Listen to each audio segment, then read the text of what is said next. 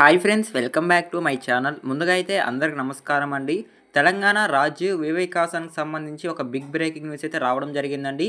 ఎవరైతే దరఖాస్తులు చేసుకుంటారో వాళ్ళకైతే ఒక బిగ్ బ్రేకింగ్ న్యూస్ అయితే చెప్పుకోవచ్చు. సో ఎందుకంటే 50,000 పెట్టుబడులకే ఫస్ట్ ప్రయారిటీ అయితే ప్రభుత్వం ఇవ్వడం జరుగుతుందండి. అలానే యువ వికాసం స్కీమ్లో పోటెత్తిన అప్లికేషన్లు అత్యధికంగా కిరాణా షాప్ వరి పోషణ కోసమే దరఖాస్తులు అనేవి రావడం జరిగిందని అయితే మనకి పత్రికా పఠనం ద్వారా అయితే క్లారిటీగా అయితే తెలియజేయడం జరుగుతుందండి. అలానే మొత్తంగా 16 లక్షల దరఖాస్తులు రావడం జరిగిందని పత్రికా పఠనం ద్వారా అయితే మనకి ఈరోజు ఒక ఆర్టికల్ అయితే పబ్లిష్ చేయడం జరిగిందండి. సో అధికారులతో మాట్లాడుతున్న డిప్యూటీ సీఎం బట్టి విక్రమార్క గారు సో ఒక సమావేశంలో అయితే ఈ రాజీవ్ వికాసం గురించి అయితే ఆయన డిస్కషన్ చేయడం జరిగిందండి. దానికి సంబంధించి మనకి పత్రికా పఠనం ద్వారా అయితే ఒక ఆర్టికల్ కూడా పబ్లిష్ చేయడం జరిగింది. ఆ ఆర్టికల్లో ఏం పబ్లిష్ చేయబడింది అనేది నేను మీకు ఇప్పుడు 1 బై 1 అయితే క్లారిటీగా చెప్తానండి. సో మీకు అర్థమయ్యే విధంగా అయితే ఈ రాజీవ్ వికాసం గురించి వచ్చిన లేటెస్ట్ అప్డేట్ అయితే నేను క్లారిటీగా అయితే చెప్తాను. అందుకంటే ముందు మన ఛానల్ ఎవరైనా ఫస్ట్ టైం కనుక విజిట్ చేస్తుంటే ఛానల్ చూసి కంటెంట్ నచ్చినట్లయితే ప్లీజ్ సబ్స్క్రైబ్ చేసి మాకు సపోర్ట్ చేయండి. తెలంగాణ నుంచి వచ్చే లేటెస్ట్ అప్డేట్స్ మీరు మిస్ అవ్వకుండా ఉండాలంటే మన టెలిగ్రామ్ ఛానల్ అయితే ఫాలో చేయండి. టెలిగ్రామ్ ఛానల్లో మెసేజ్ రూపంలో అయితే అప్డేట్స్ పోస్ట్ చేయడం జరుగుతుంది. ఎవరికైనా ఇంట్రెస్ట్ ఉంటే డిస్క్రిప్షన్ లింక్ అనేది అవైలబుల్గా ఉంది. ఒకసారి విజిట్ చేసి నచ్చితే ఫాలో చేయండి. సో ఇక లేట్ చేయకుండా అయితే డైరెక్ట్గా అయితే వీడియోలోకి వెళ్ళిపోదామండి. సో ముందుగా మీరు స్క్రీన్ పైన చూసుకున్నట్లయితే తెలంగాణ ప్రభుత్వ ప్రతిష్టాత్మకంగా తీసుకొచ్చిన రాజీ యువ వికాసం పథకానికి దరఖాస్తులు పోటెత్తాయి.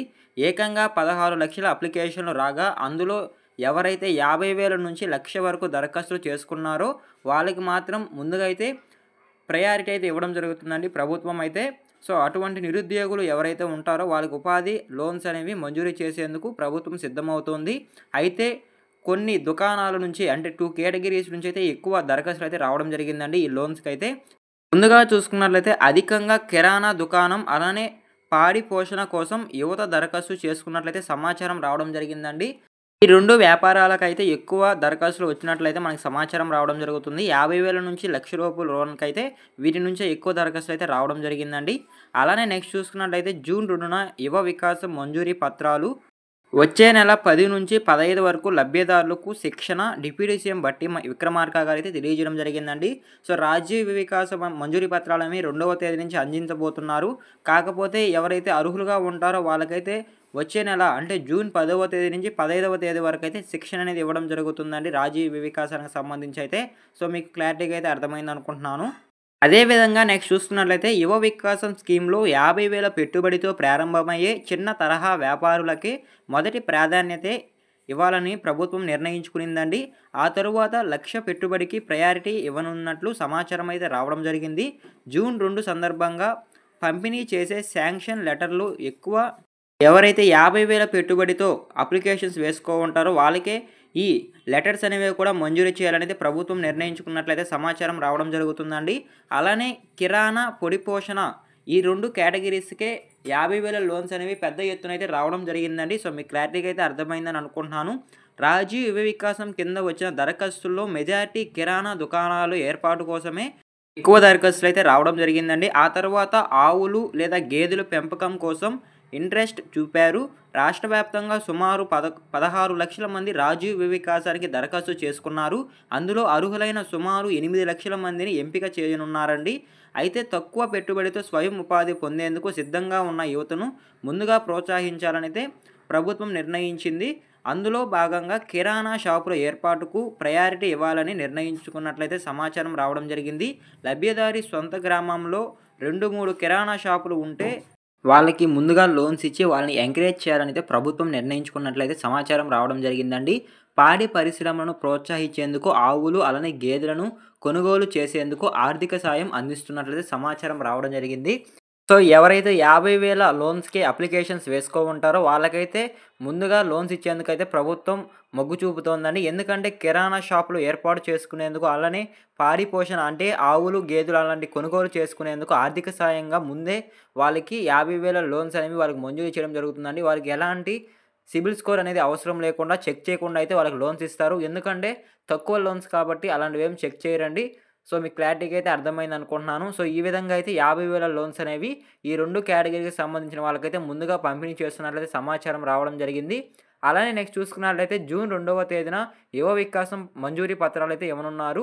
వచ్చే నెల 10 నుంచి 15 వరకు లబ్ధిదారులకు శిక్షణ డిప్యూటీ సీఎం గారైతే కీలక ప్రకటన చేయడం జరిగిందండి. సో, ఒకసారి చూసుకున్నట్లయితే రాష్ట్ర ఆవిర్భ దినోత్సవమైన జూన్ 2 నుంచి 9వ తేదీ వరకు రాజీవ్ యువ వికాసం పథకం లబ్ధిదారులకు శాంక్షన్ లెటర్ల పంపిణీ కార్యక్రమాన్ని నిర్వహించనున్నారండి ప్రభుత్వం అయితే. దీనికి సంబంధించి డిప్యూటీ సీఎం గారైతే మనకి కీలక వ్యాఖ్యలైతే ప్రకటించడం జరిగింది. అలానే జూన్ 10వ తేదీ నుంచి 15వ తేదీ వరకు నియోజకవర్గ స్థాయిలో రాష్ట్ర వ్యాప్తంగా ఒకేసారి శిక్షణ కార్యక్రమాలు చేపట్టాలన్నారు.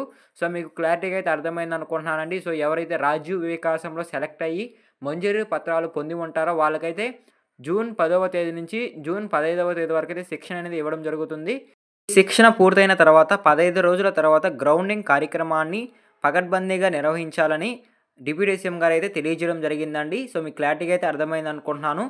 అలానే నెక్స్ట్ చూసుకున్నట్లయితే గాంధీ జయంతి అయిన అక్టోబర్ 2 నాటికి లక్ష్యంగా పెట్టుకున్నట్లయితే సమాచారం రావడం జరిగిందండి.